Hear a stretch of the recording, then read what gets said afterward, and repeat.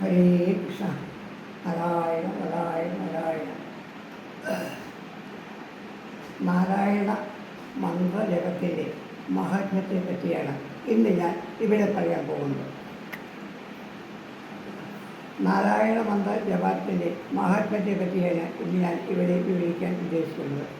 പണ്ട് അജാമിളൻ എന്ന ഒരു ഭൂഷണനുണ്ടായിരുന്നു.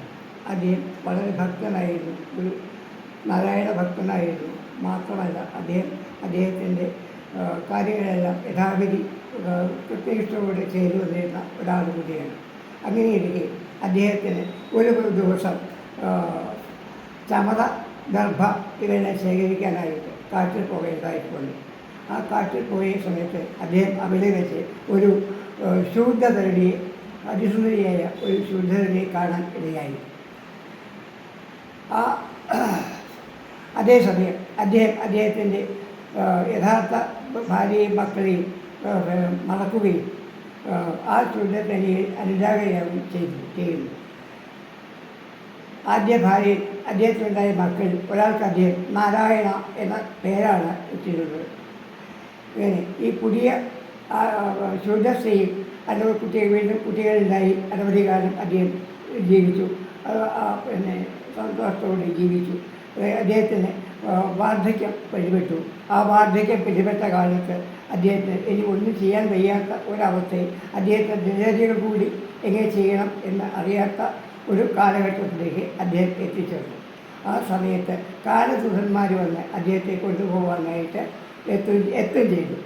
ആ സമയത്ത് അങ്ങനെ ഇരിക്കുന്ന സമയത്ത് അദ്ദേഹം ഭയം കൊണ്ട് വിറച്ച് ഇനി എന്ത് ചെയ്യണം, ആരെന്നെ രക്ഷിക്കാനുണ്ട് എന്നതിനെപ്പറ്റി ആലോചിച്ച് ഇരിക്കുന്ന സമയത്ത് അദ്ദേഹം തൻ്റെ മകനായ നാരായണനെ, ഭഗവാനെ അല്ല നാരായണൻ എന്നുള്ള ആ നാമത്തെയാണ് അദ്ദേഹം ഉച്ചരിച്ചത്. നാരായണ എന്നെ രക്ഷിക്കാൻ, നാരായണനല്ലാതെ എന്നെ രക്ഷിക്കാൻ ആരും ഇല്ല എന്ന ബോധത്തോടുകൂടി അദ്ദേഹം ഉറക്കെ നാരായണ എന്നെ രക്ഷിക്കാൻ നീ അല്ലാതെ ആരുമില്ല എന്ന് പറഞ്ഞ് വിളിച്ചു. ആ വിളി കേട്ട ഉടനെ ഭഗവാൻ മഹാവിഷ്ണു തൻ്റെ ദൂതന്മാരെ അദ്ദേഹത്തെ രക്ഷിക്കാനായിട്ട് അയച്ചു. ആ നാരായണ മന്ത്രത്തിൻ്റെ ജപം കൊണ്ട് അദ്ദേഹം അതുവരെ ചെയ്തു കൂട്ടിയ എല്ലാ പാപങ്ങളും നശിച്ചു എന്നാണ് ഇതിനർത്ഥം.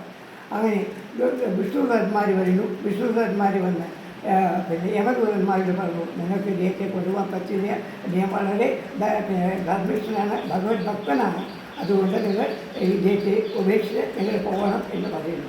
കാലദൂതന്മാർ പറയുന്നു, ഇദ്ദേഹം വളരെയധികം പാപങ്ങൾ ചെയ്തവനാണ്, അതുകൊണ്ട് അദ്ദേഹത്തെ ഞങ്ങൾക്ക് കൊണ്ടുപോയേ പറ്റൂ, യമരാജാവിൻ്റെ നിർദ്ദേശം അങ്ങനെയാണ് എന്ന് പറയുന്നു.